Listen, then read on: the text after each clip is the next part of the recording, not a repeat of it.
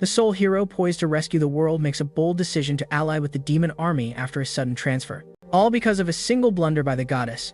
The hero meant to venture to the beginner village mistakenly arrives at the demon king's stronghold. To make matters worse, the fiercest warrior stands right in front of him. However, he remains oblivious since the goddess had informed him his initial stop would be the beginner village, where all monsters would be pushovers. So, the hero lunges at the demon without a second thought. Perish, you pathetic tutorial monster. Unsurprisingly, the outcome is grim. He gets taken down. Consequently, the hero is tossed into a cell. Unwilling to relent, he roars that he wants to face the Minotaur once more. But his ruckus draws the attention of the headquarters' second-in-command, Gobzo. Music. Gobzo casually sets his massive sword on the floor. The thunderous impact nearly sends the hero into a panic. That's definitely a real weapon. Fine, all music, keep it down. Gobzo walks away, saying, "Human, if you disturb the peace again, I'll have you for dinner." After he departs, Il sits on the floor, utterly baffled, as the goddess had previously promised him a simple and enjoyable journey without any threats. And he was even supposed to have the village chief's 18 daughters for company.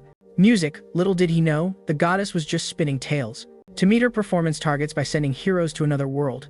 Just as Il struggles to comprehend the situation, a voice suddenly breaks through from the nearby cell. "Are you the fresh hero?" Il quickly replies and inquires about the stranger's identity. "I'm also a hero.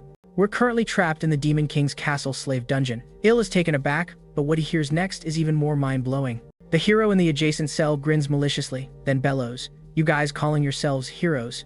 Are you all still kicking?" As his proclamation music echoes, the entire dungeon erupts in chaos. "I'm an S-rank hero. I'm still standing." "Me too." The hero beams with pride. As you can see, there are over 100 heroes locked up here. The tyrant in charge is the Minotaur Eldian, and Gobzo is the one pulling the strings. Music. Both are infamously brutal. Suddenly, the hero's voice falters. "Our dire situation is all because of that demon, Rachel." Il is stunned. Rachel, isn't that the goddess's name? From the hero's account, he discovers that a hero's first destination should ideally be a city, but due to Rachel's oversight, they were mistakenly transported to this nightmarish location. And since newbie heroes lack any actual skills, they are utterly powerless to fight back. This is a brutal initiation. The following day, he truly experiences what hell feels like. Not only does he toil for the Demon King without pay, but it gets worse. After a long day's labor, Gobzo uses Il as a ride. Back to the dungeon, you scruffy little music goblin. One day, I'll bring you down. Once back in the slave dungeon, Il is utterly wiped out, but after catching his breath, he suddenly remembers the goddess claiming that heroes possess a special status window. So, he quickly calls it forth. Scanning it, his stats appear superior to ordinary folks, but considering he was once the champion of the universe boxing, this doesn't seem too odd. Endurance 31. But this revelation immediately shocks the hero next door. Incredible. Music. You've got 31 endurance at level 1, but here I am, still a slave. Il remains unfazed. Yet the hero convinces himself he's unique. You're absolutely going to break free from this place and emerge as a genuine hero. But in the face of this optimism, Il just feels like throwing in the towel. When Deep Night shows up, he quietly gets to his feet, intending to review the status window once more to see if he overlooked anything. After searching for a bit, he actually uncovers something. "What are these hero points?" Earlier, he asked the hero, who claimed this wasn't a thing. "Am I the only real hero around?" Just as Il's lost in his thoughts, a sudden burst of light interrupts him. "Long time no see, Mr. Hero." The newcomer is none other than the goddess Rachel. Allow this goddess to reveal what hero points truly are. They're the secret to forging the ultimate hero. But faced with this goddess calmly responding to his queries, Il erupts in rage. "I couldn't care less about hero points or any of that nonsense, but first, I'm going to take you down." Moments later, the goddess is beaten and pleading for mercy. "I apologize. I didn't realize a little coffee spill on the magic circle would mess up your teleportation." The higher gods caught wind of this, resulting in the goddess being sentenced to be Il's personal goddess until he vanquishes the Demon King. "You're a triple S rank hero, so this mission should be a walk in the park." But Il's completely uninterested. Instead of taking down the Demon King or whatever, he preferred just to stick around and live a normal life. After all, in his past life as a universe boxing champion, he fought relentlessly and still ended up single. "I'm over this life of battling and slaughter." The goddess is left speechless, because as long as the task remains incomplete, she can never return to her original realm, just as she wishes to continue persuading him. Suddenly, a sound disrupts the scene outside the door, causing Il to swiftly grab the goddess and motion for her to hush. "Don't worry about me. I can use invisibility magic." After this, Il releases the goddess and glances towards the door. The visitor is the second-in-command, Gobzo. "Mr. Ludrin wants to see you." With those words, he leads Il to the office. The reason being Gobzo mentioned he got a new mount, and that Il's been working hard, which piqued Ludrin's interest. "That tiny, plump monster actually praised me. One day, I'll show you. Your hard work is noted, so I wish to appoint you as chief slave." Hearing this,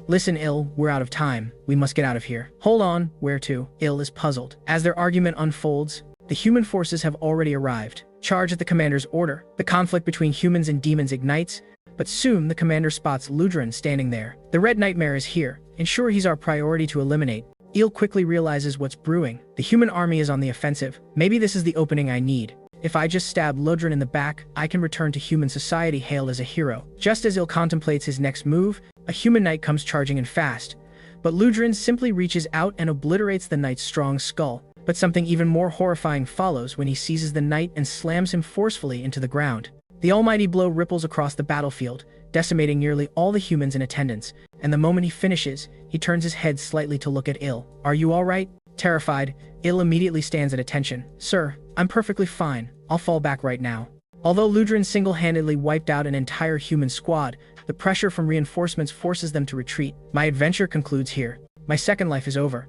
Il is left in shock. He never expected this powerhouse could completely shatter his hopes of returning to human society with just one blow. Look on the bright side. Going to the demon army's base is a shot to learn about their military might, right? Shut it, you fraud. Il will never buy into this so-called goddess's bluff again. But their squabble rouses the slumbering Ludren. Did you say something? I was dozing off and didn't catch that.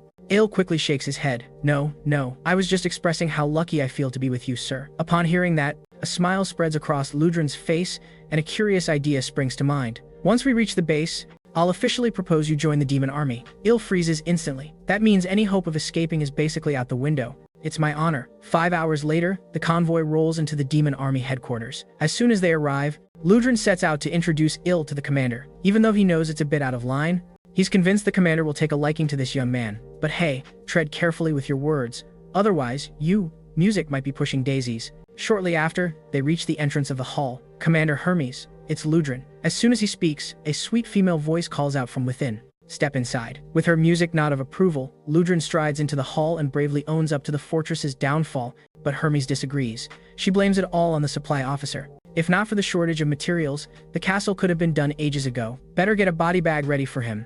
As she talks, an overwhelming aura radiates from Hermes, causing Il to gasp for air. Even his limbs instinctively bristle with fear. What's this heavy vibe? It's more intense than anyone I've ever faced. After music a moment, Hermes pulls back her aura and spots Il beside them. So, she turns to Ludren, asking who he is. This is the person I mentioned earlier, Il.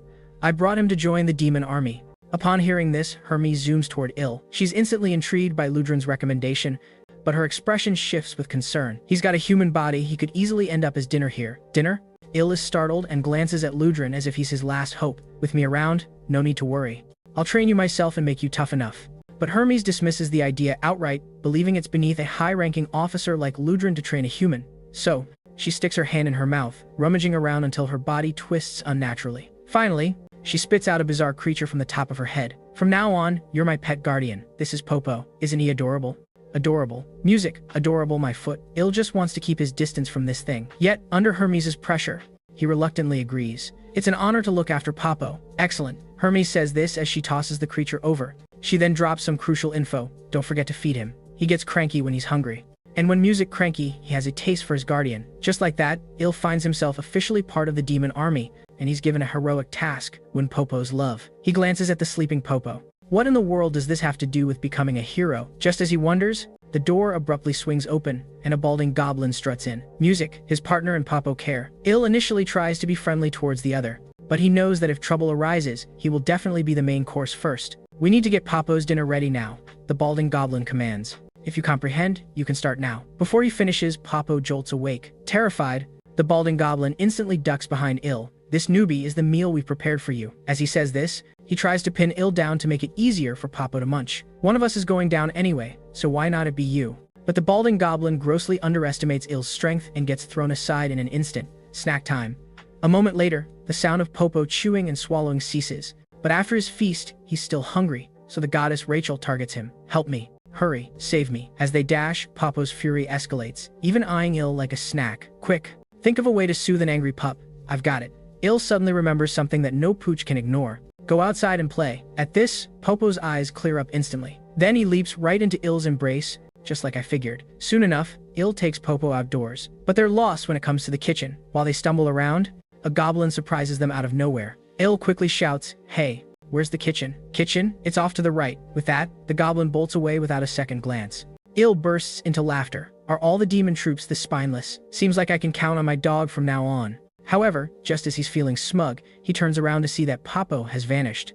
Oh no! Where did the dog run off to? The two start searching frantically, but luckily, hard work pays off as they spot Popo soon. My sweet pup, do you realize how worried I was? Il looks down and senses something's off. Did you just munch on someone? Just as he's reeling from the shock, a loud scream echoes nearby. Captain Regis has been devoured. I'd wager it was Popo. Rachel's grin tightens immediately. Who else could it be?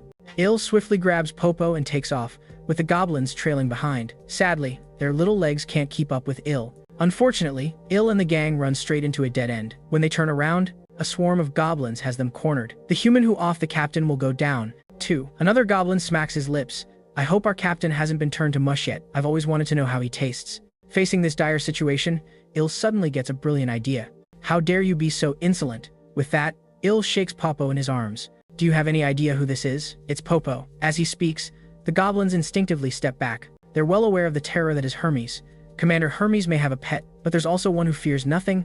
Doubting that this human is truthful, Il squats down and gently scratches Popo's chin music a few times. Beast mode engaged. The moment he lets go, Popo immediately springs at that goblin. That's what you get for doubting. In a mere 15 seconds, Popo finishes him off. Anyone else care to doubt? No. The remaining goblins bow in compliance. But suddenly, Hermes's voice breaks through from behind Il. Why is it so ruckus here? It turns out it's a cute newcomer getting into some fun. Afterward, he's called into the office. After hearing the full story, Hermes bursts into laughter. So, you're using my Popo's name to stay alive? Upon seeing this, Il quickly kneels to confess his faults. Yet Hermes thinks there's nothing wrong with that. Well, you're still human, and rather clever at that, Hermes remarks while lifting Il's chin. But as a man, you ought to learn our demon army's way, which is to handle matters through force. Hermes returns to his seat and poses a question to Il. Are you interested in becoming a higher-up in our demon army? Il stands there, utterly shocked. Given his limited skills, the only way to rise to officer status would be to betray himself. I know it's tough, considering your current abilities. Hermes starts to explain the rules. Demons can take someone's rank via duels. You can't use my or Popo's names anymore. I realize this isn't easy, so I'll shield you for a month. After that month, you must defeat the challenger I pick for you. If you triumph, I'll continue to guard you for another month until you reach the rank of battalion commander. Il gulps nervously. What if I fail? Hermes smirks maliciously. If it comes down to it, dying in battle would be best. Il resigns himself and has no choice but to comply with Hermes. She has even decided my opponent right then and there. It feels like I have just 30 days left to live. Il dejectedly steps out of the kitchen, intending to find something for Popo to eat. But as he reaches the door, he sees the door stained with blood. Il cautiously peeks in, preparing to flee at any moment. Hey, sorry to interrupt. Just as he speaks, a red goblin turns around. He's the head chef, Culkin. You must be the human the commander mentioned. Il nods quickly with a smile, explaining he's there to get some food for Popo. To his surprise, the goblin doesn't hesitate to say there's none available. This utterly stuns Il. I have no duty to assist you. Commander Hermes instructed us not to touch you. If you want meat, then, like us, go hunt it yourself. He gestures toward a group of goblins behind him who are gleefully eating dismembered goblins. Is that Captain Puck's meat? It looks pretty tasty. Upon witnessing this, Il is taken aback. These folks aren't cooks, they're monsters. Yet to prevent Popo from becoming dinner, he reluctantly decides to hunt outside with this goblin crew. Unexpectedly, during his first hunt, Il faces grave danger. But fortunately, a pack of goblins steps in front of him to take the hit. Gazing at the barely breathing creature before him, Il is bewildered. Who's actually preying on whom here? Just then, Rachel suddenly advises him, suggesting they make a break for it while they can. Il agrees. Sticking around seems like an accident waiting to happen. But just as he tries to move, Culkin immediately calls out, I'm leading the charge. No need for that. Culkin glances at him, stating the hunt is already over. Il is taken aback. He was only distracted for mere seconds, yet they've already subdued this colossal beast. But even so, the goblins have suffered significant losses.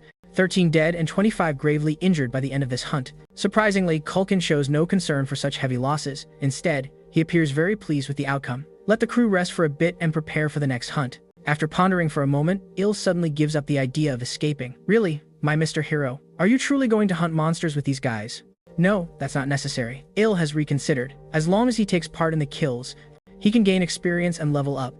Even if he just lands a light punch on the creature, as long as the finishing blow is his, he can earn all the experience. So, I don't need to overexert myself. Rachel is shocked upon hearing this. Is this guy really a genius? But you're just cutting corners. She doesn't want her hero to be that kind of person. But Il has made his choice. I must grow strong within this 1 month. After stating this, he approaches Culkin, and the latter seems to read his escape intentions instantly. Human, music, I didn't think you'd return. I've been here the whole time. Il plays the clueless card. Then he shares his wish to join the hunt.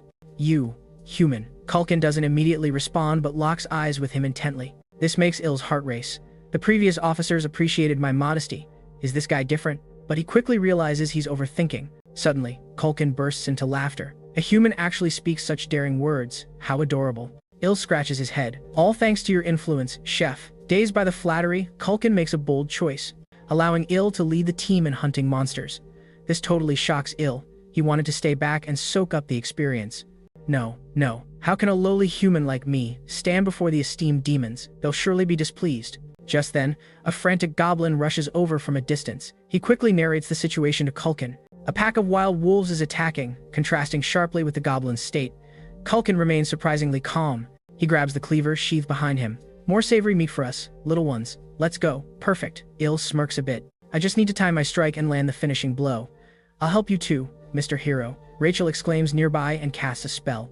This boosts Il's physical prowess, though it only lasts 3 minutes. Music. She thought this would earn her accolades, but instead is greeted with a massive fist.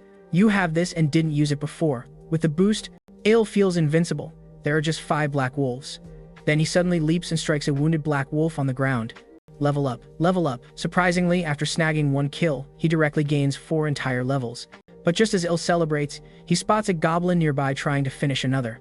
So he shoves the other aside. Sorry, I slipped. Gazing at the black wolves on the ground, Il greedily licks his lips. All the finishing blows are mine.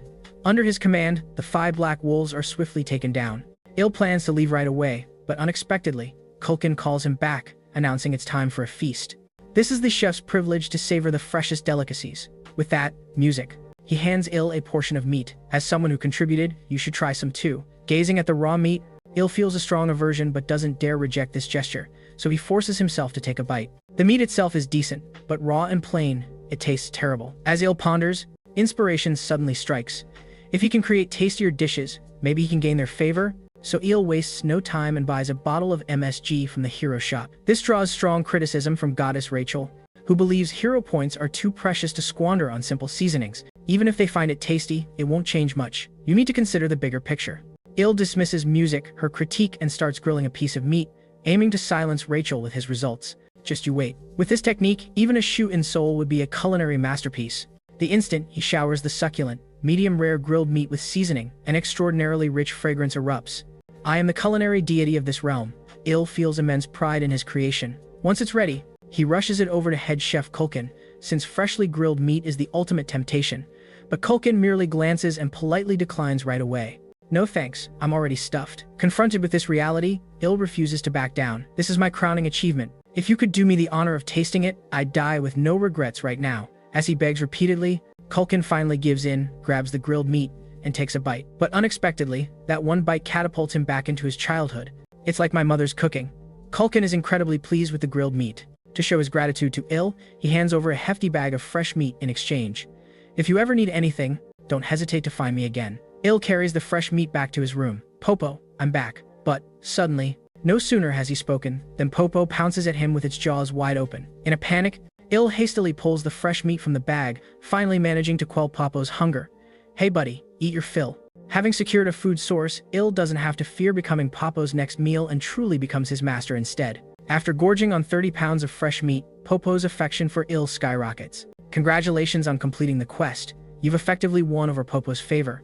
Reward, 200 hero points. Completing the quest tremendously boosts Il's confidence. Awesome. This went exactly as I envisioned.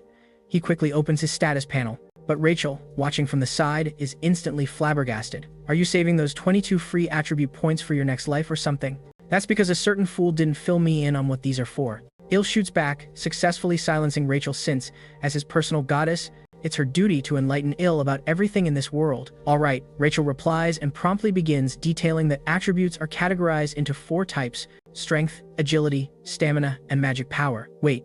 Il cuts her off as he spots a 5th category, charm. That one's distinct. Through Rachel's explanation, he discovers that charm is a hidden trait not obtainable through vocation, only enhanced through training. However, from what I gather, Il's charm with male monsters is surprisingly high. Rachel proceeds to elaborate, Physical attributes matter more at the beginning, but late game is a whole different story when magic power reigns supreme.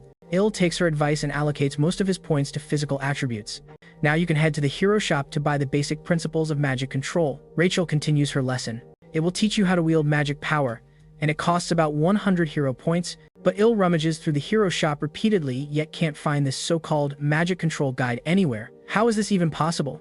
I remember it being one of the most common items in the hero shop. Rachel looks utterly perplexed. Il exhales deeply. He thought his personal deity might actually come in handy, but nah, he clearly overthought it. No, I promise it's in there. 3 weeks flew by, just like that. In this span, Il finally hit level 100.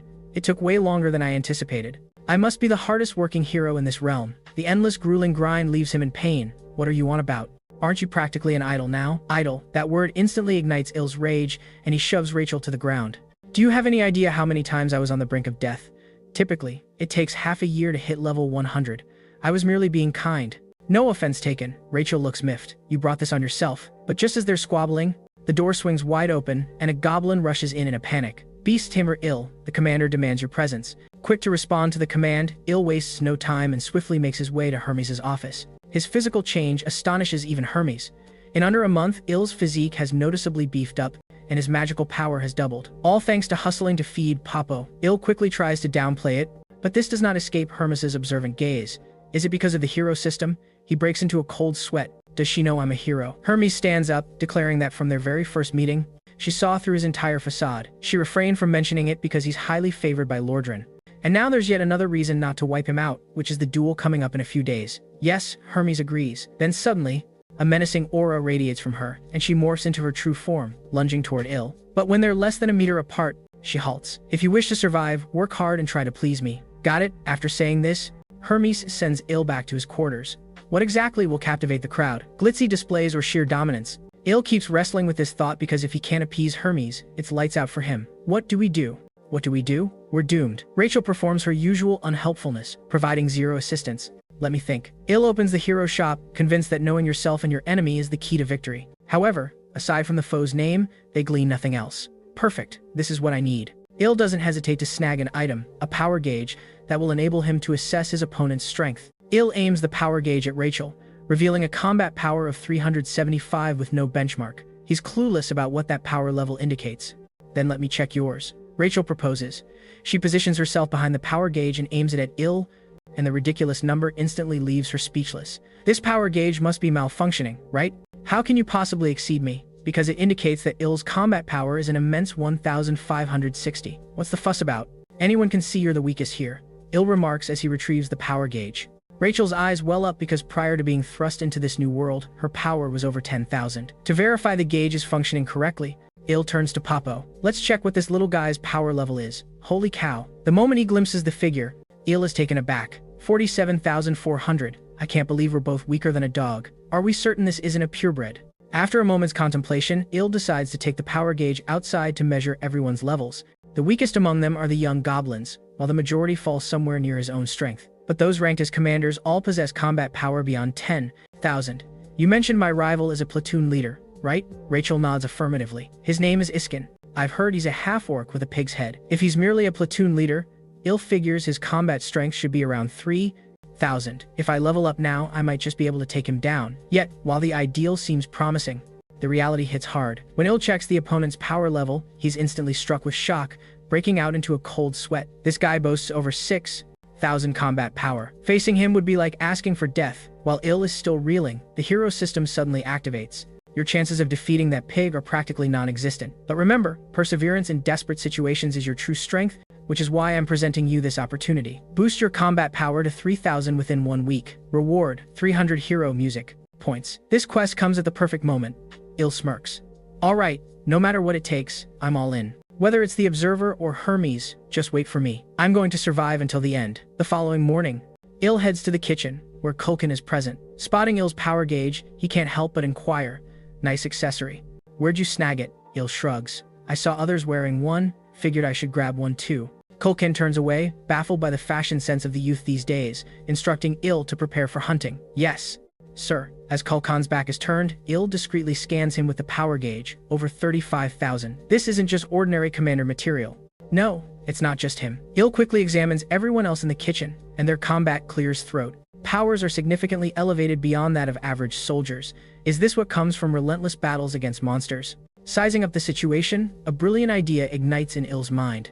If he can find someone here with a comparable power level to spar with, it would reveal his true strength. Commander Kulkan, may I spar with one of the kitchen staff? Spar. Music. Kulkan looks taken aback. Yes, I suspect this kind of training could be greatly beneficial for my future.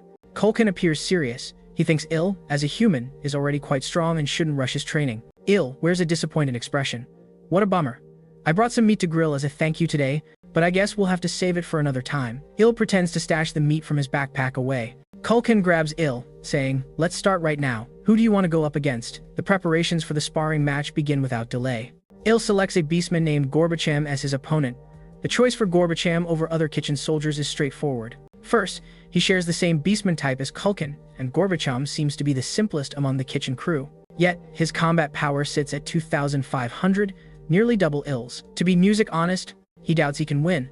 But I have to win. This beastman before me is so much weaker than Kulkan. If I can't even defeat him, I have no hope against Kulkan. What's happening? Don't we need to go hunting? Il and Gorbacham are gearing up to spar. The kitchen soldiers gather around, intrigued by the announcement. Spar? Music? What's that? A fight? How are you not getting this? You mean we're going to take each other out? Does that mean I won't make it? The dim-witted kitchen crew talks seriously. If I'm done for, who's going to cook the meat? We can't get by without our meat fix. Let's take out Gorbacham first. That's a solid plan. Just as they're about to hand down Gorbacham's death sentence, Kulkan swoops in to mediate.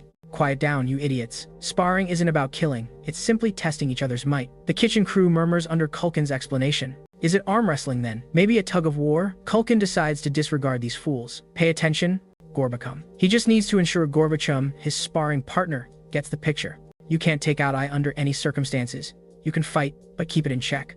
Got it? Gorbacham responds with a blank stare, scratching his head thoughtlessly, looking utterly unreliable. But don't hold back too much either. Just enough to make him feel it.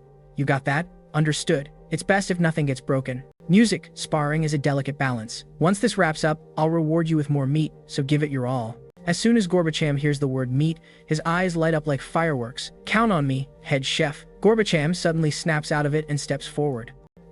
Let's kick off this sparring match. Alright, please take it easy on me. Gorbacham and I stand across from each other, keeping a solid distance. Kulkan acts as the referee and lifts his arm. Ready, set, go. When Kulkan's arm drops, the match officially starts. Gorbacham jumps into his stance. I don't want to go too hard on him. I'm the one who grills the meat. I don't want to hurt him. I charge at Gorbacham at top speed, right from the start. Gorbacham raises his arm, but even a soft hit could seriously mess him up. Surprisingly, Gorbacham's fist swerves past me. It cuts through the air. In the same breath, he spots I's legs swing and seems to hear the rush of wind.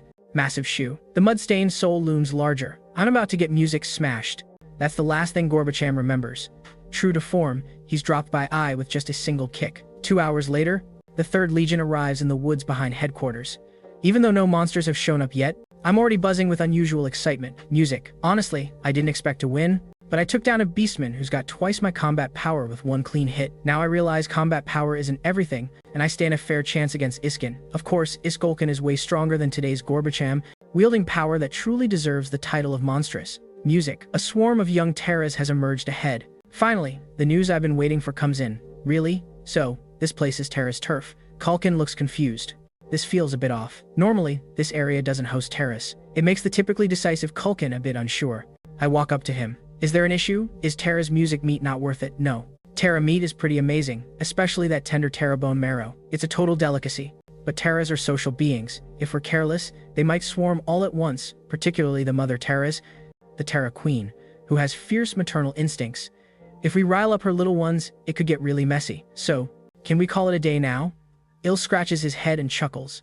Nope, since Taurus meat is too tasty, we still have to catch them. Kulan replies with a calm demeanor. Anyway, the Taurus Queen rarely ventures out of her den, so we should be good. He lifts his gigantic cleaver. Everyone, charge. Today's delicacy is Taurus bone marrow. The kitchen soldiers roar their battle cry and start rushing forward. Watch out. Capture them alive. Their bodily fluids are vital. As the kitchen soldiers engage in battle, Il initiates his performance. He accidentally sends his soldier flying, then strikes the final blow on the monsters. The final blow's mine. I need to level up. Il topples one after another, his experience skyrocketing. You're a real pro at kill-stealing, hero. Absolutely. Il beams with joy. At this pace, he'll definitely outshine Iskin soon. But suddenly, The ground starts to tremble with a monstrous noise. What's happening? Il glances around in bewilderment. The kitchen soldiers mirror his shock, but soon, the source of the tremors subtly unveils itself. It's the Taurus Queen. Her colossal form nearly eclipses the sky, gazing down at the heap of young Terra's corpses strewn across the ground. The Queen's body quakes with fury. She craves to make this group pay with their lives instantly. Il lifts his gaze. He wants to gauge the combat power of this queen, whom even Culkin fears. But just as Il aims the power gauge at her, it suddenly blares an alarm. Unmeasurable. Unmeasurable. Culkin. What now? Il turns his head only to see Culkin making a break for it. Everyone, this may be our fate. Music uniting us again. Try to survive. Il is taken aback. What the hell? That reckless jerk. At this tense moment, the Taurus Queen's legs propel toward them like cannon fire. A large group of goblins, caught off guard, are wiped out in an instant. Yet, the Queen remains unsatisfied, releasing a roar that reverberates through the skies, nearly shattering Il's eardrums. Why is she making such a bizarre sound? But before he can process it, Rachel's voice jolts him awake. Hero, look behind you. Alarmed, Il turns to witness a shocking scene. Countless young Terras swarm toward him. Run! Il has no option but to flee with the main group. Those who lag behind are instantly annihilated by the Queen. Save me! Desperate cries surge through the throng. But Il can't afford to be concerned. He knows if he stops, his life is as good as over. He doesn't want to die. After running for 10 minutes, Il quickly arrives in a cave. This should be a safe hiding spot, right? Rachel nods. Safe. Music, I checked. There are no monsters inside. Though Il has doubts about her words, it is at least safer than out in the open. After a moment of contemplation, he steps inside anyway. The cave is vast and deep, seemingly formed by nature. Doesn't that mean the music Taurus Queen can squeeze in here too? Rachel's words send chills down Il's spine. He swiftly scans his surroundings and spots a puddle of green slime on the rocks. This can't be from the terrace, can it? But Culkin claimed, there's no terrors here, so they ventured deeper, only to uncover an even more horrifying sight. The cave's depths are swathed in countless terrace eggs. Is this the Terrace Queen's lair? Il stares, wide-eyed at everything lay before him in disbelief. Music, we can't linger here. However, while he's lost in thought, Il gazes at everything in front of him, utterly stunned. Music, we can't linger here. Yet, while he's lost in thought, a Tooster's spike lunges straight towards him. Il swiftly sidesteps. What in the world is an adult Taurus doing here? With no time to ponder, he hastily chooses a direction and takes off running. Are you sure this way leads to an exit? Il remains silent. Rachel keeps sprinting, but soon, he trips over something unexpected. In a panic, Il snatches an egg from the ground as a makeshift weapon.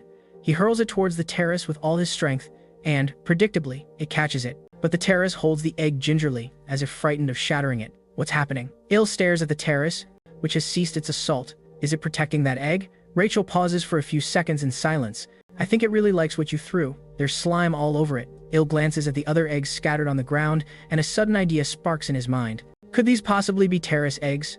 Il smiles, then grabs another egg. This makes the terrace tense up immediately. He then adopts a throwing position, intentionally tossing it away from the creature, but the affectionate adult terrace catches it again. What insane speed! What should we do next? Il smirks. Isn't it obvious? I've got over 100 eggs here. Over 10 minutes later, the adult terrace is exhausted and panting. Yet, most of the eggs have been lost. Come on, hand me the next egg. Il extends his hand toward Rachel. That was the last one. Upon hearing this, Il looks stunned. This is a disaster. The furious adult terrace stops holding back, charging at lightning speed. Buff me quickly. Buff me. Rachel complies, and Il's arm is enveloped in blue light. That thing's weakened from catching eggs, so I can win. Il raises his fist and strikes with sheer force. The moment they collide, the terrace's shell crumbles in half, unveiling pure white bone. I did it. Il gazes at himself, astonished. Hero, are you alright? As the buff fades, Il senses his body near collapse. It really aches. Wait, I can heal you, Rachel says as her hands glow brilliantly, and Il's twisted wounds begin to mend. Once his injuries are healed, he promptly allocates all his attribute points from leveling up. But in the next instant, a familiar voice echoes from deep within the cave. Il looks up, surprised, and it's Culkin. You're still alive. Naturally, Il feels speechless, reflecting on his escape. How did you end up here? I stumbled upon this cave while fleeing. We certainly lucked out. Culkin laughs joyfully. However, Il explains to him that this is the terrace nest. Those are terrace eggs. This is their hatchery. Culkin stares at the eggs with intense longing, not responding. These soft eggs are top-notch ingredients. Most people die without even tasting them. We need to get out of here. Il can't help but curse. Culkin grabs an egg and pops it in his mouth. The Terrace Queen hunting me has likely already entered. Defeating her would require at least a command regiment's worth of troops. So, let's enjoy this last supper. While the two banter, sudden footsteps echo from outside, and it's the kitchen soldiers. Is this truly my final meal? Il refuses to accept this fate, especially since he doesn't even have a wife in this other world yet.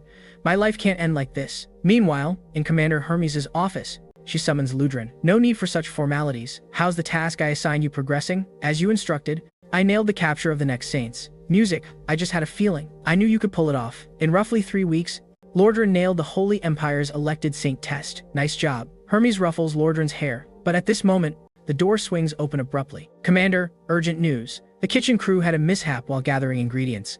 Doesn't that happen daily? What's the big deal? Hermes bites her lip, but this time, the casualties are massive. They ran into the Tusk Queen. Most of the kitchen crew, including head chef Culkin, are either dead or unaccounted for. Hermes strokes her chin thoughtfully. What about Il? He's also gone. Hearing this, Lordran freezes, in shock. Il is missing too. Meanwhile, in the cave, Culkin and the kitchen crew are totally engrossed in devouring eggs. Il lets out a long sigh, then slams a book down hard on Culkin. The immediate jolt of pain snaps him back to reality. What's up? You seem cursed, so I use this method to wake you. Il makes up a quick excuse. But really? He just can't stand seeing Culkin so down. The book in his hands is the Beast Encyclopedia he traded 50 hero points for at the shop. It holds details on nearly every demon beast, including the Terrace. Music states. They're spider-type demon beasts, social creatures with super strong leg muscles. To beat a Terrace, target their weak spots, particularly the torso and head. Terrace bodily fluids are incredibly flammable. Their eggs contain a liquid like a bomb. Caves made with Terrace saliva have low flame resistance, so avoid using fire magic inside. After studying Terrace's weak points, Il shuts the book. Culkin, can you cast fire magic? Khan turns his head, a bit like shooting fireballs. He sighs. Forget it. My flames can't burn through their shells. Il rolls his eyes because his plan isn't about burning the Terrace at all. Everyone, listen up. I have a getaway plan. A goblin chef sighs. An empty effort. Best to stick around and keep eating eggs. Despite the dire situation, Il refuses to give up and keeps motivating them. If we make it out, not only will there be Terrace eggs to munch on, but I'll also whip up endless deluxe grilled meat meals. Just the thought of that scrumptious grilled meat sparks everyone's interest again.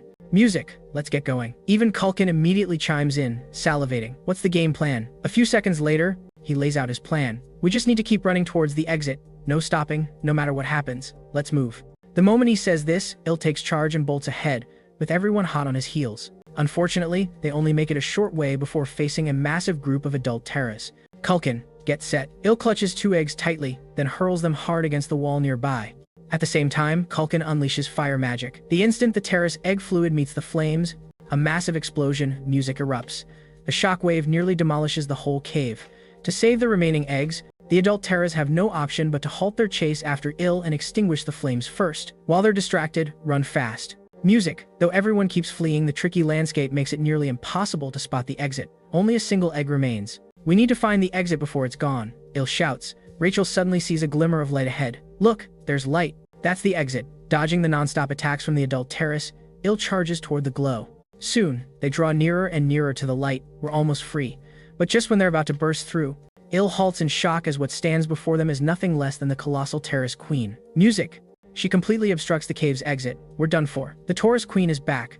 Her face is filled with fury, yet the Taurus Queen doesn't immediately attack. He suspects it has to do with the egg in his grasp. Considering Terraces possess incredibly strong maternal instincts, with zero hesitation, Il rips a big chunk of fabric from his sleeve and has Culkin set it ablaze. He raises both items high. If this egg goes off, we all go down. But at the same time, the cave will collapse, burying all your little ones with us. Il yells. If you don't music want that, then step aside and let us through. Hearing this, the Taurus Queen goes ballistic. She's ready to annihilate Il in an instant, but her protective instincts for her young hold her back. Not only does she not retreat, she screams a blood-curdling cry that echoes through the skies. Left with no other option, Il ignites the Terrace egg. He then throws it forcefully into the cave. The Terrace music egg explodes violently upon hitting the wall. The entire cave shakes wildly. Please tell me it's not going to collapse. Watching enormous rocks tumble from above, Il instantly realizes the cave's about to cave in. Everyone run for it. With that, Il darts toward the cave exit. But just after breaking out, he suddenly halts because at that moment, he actually hears the sound of himself leveling up. Rachel looks bewildered and tries to pull him outside, but she can't budge him an inch. As the cave continues to cave in, level up notifications buzz continuously. Il is completely flabbergasted. Looks like all the terraces crushed here are handing me their experience points. Could it be because I brought down the cave? Not daring to linger a moment longer, Il bolts outside. Slipping past the Terrace Queen's blockade is no easy feat, yet he has no choice. Luckily, at this moment, Culkin pulls out a rare Terrace egg from his stash. He looks at it with reluctance. I'll use this egg to secure our escape. But as soon as he finishes, the Taurus queen launches her attack. Without a second thought, Il slides right under the queen and slips away. But just as he's about to break free, the Taurus queen spits out spider silk from her mouth, ensnaring Il's arm. This is trouble. I'm toast. However, just then, a deep crimson figure blocks his way. It's Lordran. Are you okay? Il looks taken aback, not understanding Lordran's presence. I knew you were still alive, Lordran smirks. From here on, music out, I'm in charge. As he speaks, a terrifying power erupts from his form, smashing the Taurus queen to pieces. This sight leaves Il gobsmacked in an instant. Holy smokes, he's unbelievably strong. The result of this hunt left 99 chefs missing or worse, including head chef Culkin. Once the clash wraps up, Il steps back into Popo's room. Thank the stars for that bullhead, or we'd definitely be goners. Rachel breathes a sigh of relief after dodging death by a hair. But soon, Il hits her with a dose of reality. Relish the moment while you can. Music, we're about to be toast. My showdown with Culkin is coming right up. Rachel shakes her head. Haven't you already come so far? You banked a total of 75 levels from this cave disaster. Il is now at level 200, yet he's stuck with 30,500 battle power, while his enemy boasts a whopping 6,000. But Il's been thinking. Winning a fight isn't solely about raw power. His spar against Gorbachim proved that perfectly. Rachel nods, fully on board. Exactly. Music. Combat isn't merely about brute force. It's also about harnessing magic. To topple an opponent of that caliber, you need to master magic. Unfortunately, Il knows absolutely nothing about it. Easy for you to say, but Rachel's tone shifts. You clearly had some magical flair back at the Taurus hatchery.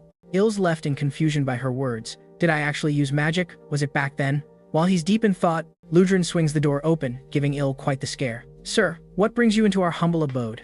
Lordran reveals his intent. He wants to bring Il to meet Commander Hermes. Following Lordran's lead, they swiftly arrive at Hermes' office. What's going on, Lordran? You seldom drop by without a reason. Cutting straight to the chase, Lordran lays it out. Commander, I want to personally mentor Il. Ken is a platoon leader, but it turns out his strength suits him better as deputy battalion commander. Hence, Lordran believes this fight is grossly unfair to Il. Allow me to train Il. I can unleash his full potential. Il is completely taken aback. Why is he doing this? He silently prays in his heart that Hermes won't agree. To his shock, Hermes nods immediately. Thank you, sir. If there's nothing else, music, you can head out. I have my own business to handle. With no other option, Il can't voice his objections. Thank you very much, my esteemed commander. We'll take our leave. After their exit, Hermes smirks as she notes that in just a few days, Il's power has actually doubled. It's fascinating how fast a human can evolve, but it also gives me pause. If Lordran supports him, Culkin might genuinely stand to lose. I can't allow that to occur. Hermes has already devised a perfect scheme. Meanwhile, Lordran and Il arrive swiftly at the training grounds. This is my exclusive training space. Il is floored. Hermes actually handed him his personal training area. She must hold this guy in high regard. Lordran halts and locks eyes with Il intently. He realizes that Il has incredible magical energy, but still hasn't unlocked it. The intensity of Lordran's gaze makes Il anxious. He's clueless about what's on Lordran's mind. It's best to start with the fundamentals, but the duel kicks off in just 4 days. Time is against us. Suddenly, Lordran turns and tightens his fist. He resolves to push Il hard to tap into his capabilities. Growth comes through pain. Il has no time to react before Lordran's heavy punch lands squarely on him. What is this guy thinking? Has he gone off the deep end? Didn't he say he was going to train me? Why is he coming at me like this? What's this dude up to? Has he completely lost it? Didn't he promise to train me? Why is he coming at me out of nowhere? Without a moment's doubt, Lordran tightens his fist again and moves in closer. Channel all your energy into blocking, or you're definitely a goner, he cautioned. Il raises his arms for defense, but the overwhelming force from his opponent still sends him hurtling several meters back. Odd, his physical strength isn't remarkable, yet his reflexes and awareness are impressive. His mental fortitude is top-notch. Lordran surmises that during their first encounter, Il's inability to evade that kick wasn't just bad luck. This dude has a treasure trove of combat experience. Lordran sprints towards Il in a frenzy. That wager you made with Commander Hermes. Without mana, there's no chance you'd beat Culkin. Rather than humiliate yourself in front of everyone, it's better to meet your end here. Lordran's fierce blow sends Il barreling away. He's dead serious. One more hit like that, and I'll really be toast. Lordran tightens his fist, gearing up to unleash another heavy punch. He trusts Il can manage to access his mana. Damn it. Here goes. I refuse to die. I still haven't found a wife in this world yet. Il reciprocates, tightening his fist and lunging at Lordran. Suddenly, a brilliant blue mana starts swirling around his hand. Their blows collide with each other at the same time. The clash of mana creates an enormous shockwave that ripples across the ground. After the strike, Il is utterly spent and collapses. Lordran approaches. Did you see that? You just tapped into your mana. Despite his state, Il manages to give a thumbs up and compliment him. That's all thanks to your excellent teaching, sir. Ludren grips his hand. Well done. Stay on this path, and you might actually stand a chance to win. Ludren starts to heal Ill's injuries. But the moment he infuses his magic into Ill's body, Ill's eyes widen as he suddenly feels excruciating pain. Damn it. Ill coughs up blood while fighting for every breath. This is bad. I forgot you're a human. Ludren's eyes widen in horror. Dark magic acts like poison to humans. He quickly apologizes profusely while lifting Ill. In this dire situation, only the Saint test can save him. The magical forces in this world negate each other. Dark magic counters regular magic. Magic counters holy power, and holy power in turn counters dark magic. Magic is the realm of humans. Dark magic aligns with demons. Holy power reflects those who venerate the divine. Among them, the most renowned is the Holy Gatlin Empire, famous for hearing the voice of the gods. Within the empire, they select the most extraordinary individual to become a saint. At the headquarters of the Demon Army's 3rd Legion, a human woman is confined in a shadowy chamber. Her silver hair cascades down to her waist. Snow-white skin and silver eyes perfectly complement her hair. Her delicate features are breathtaking, enough to leave anyone in awe. Yet, for some strange reason, her eyes resemble those of a lifeless fish, completely devoid of any spirit. Her name is Ablison Marriott, the future saint of the Gatlin Holy Empire. Since being abducted by Ludren not long ago, she's been locked away here ever since. She hasn't even thought to pray to God in many days. The requirement for being a saint is being able to hear God's voice. Although she can hear it, she hasn't sought God in this place. She realizes that it would be pointless no matter what. Just as Ablison drifts into her thoughts, the door to her room abruptly swings open. It's the Crimson Nightmare, Ludren. His breath is heavy, clearly having rushed here in a panic. Ablison notices his worried expression, feeling bewildered by the cold and ruthless red nightmare. Ludren typically displays no emotional range. What's going on? You have to save this human, Ludren cries out desperately. Ill has already sunk into unconsciousness. His head feels like it's splitting apart. Ill slowly begins to recall his final moments. He remembers getting struck by Ludren and collapsing to the ground. Damn it, am I really dying while clasping a man's hand? Ill feels a deep sense of regret. No way, he should at least die, clutching a woman's hand. Even Rachel's would do. As music. He ponders this. A warm energy suddenly washes over him. He carefully opens his eyes to see a goddess before him. With silver hair and piercing silver eyes, the goddess remains expressionless, saying nothing. I must be dead already. Back to that place, preparing for rebirth. Ill firmly believes this. Goddess, I'll never forgive you. I hope Rachel rots in hell. She's a demon masquerading as a goddess.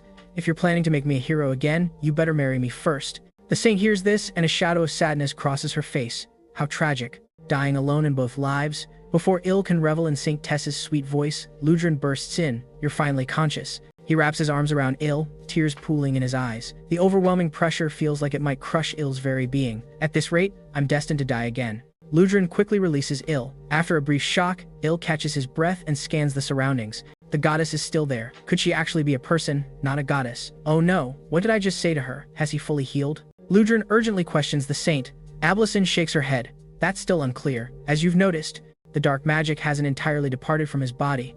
I'm unsure what the final outcome will be. Ludren stands frozen for a moment. Music. Even your holy magic can't erase it. This could be just temporary. With time, the dark magic might fade naturally, so let's keep watch. Ablison speaks with a calm demeanor. I apologize. I'll find a way to repay you through training.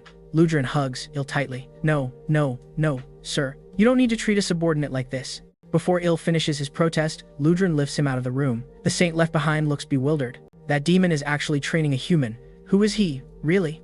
Exiting the saint's quarters, Ill declines training by claiming he needs to feed Popo. Thanks for the escape, Popo.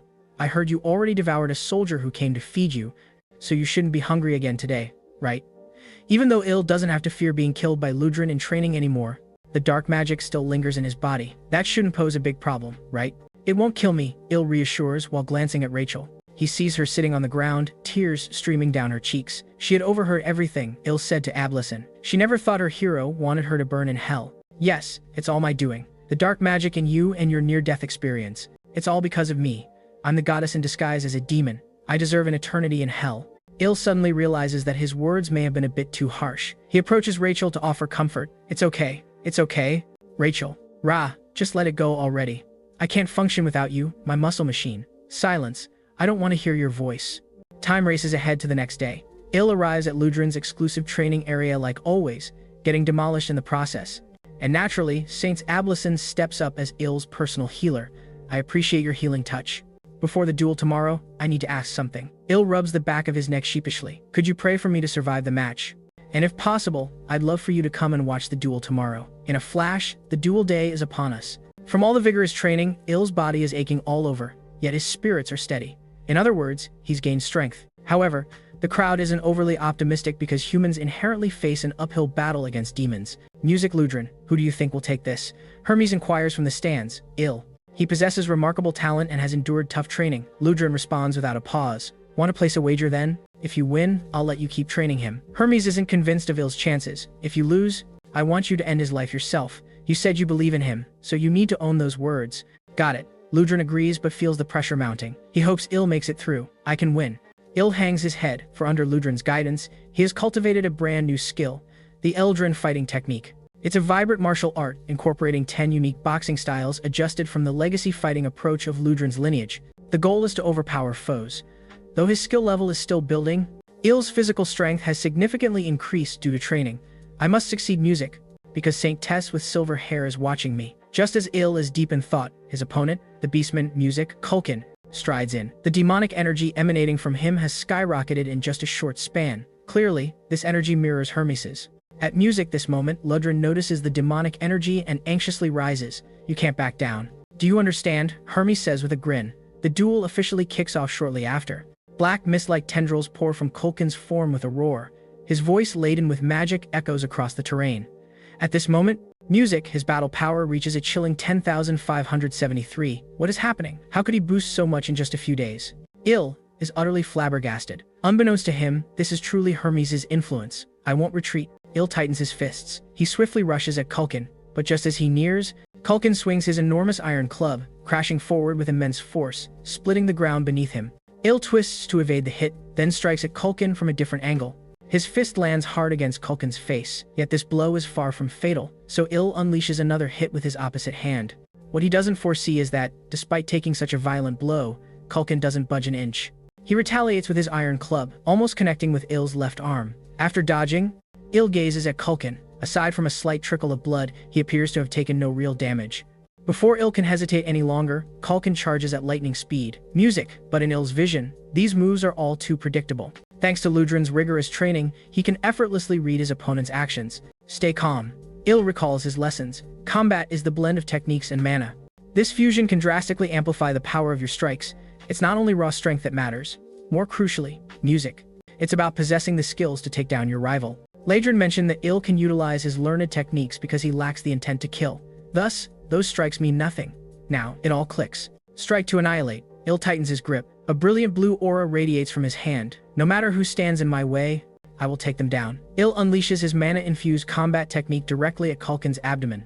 The explosive shockwave surges through Music him, shaking the very ground beneath them. Once the smoke dissipates, the injured Ken emerges, revealing a gaping hole through his heart, courtesy of Ill. Today's victor is the seemingly weak human, Ill. Upon hearing the announcer's verdict, Ill crumples to the floor, drained.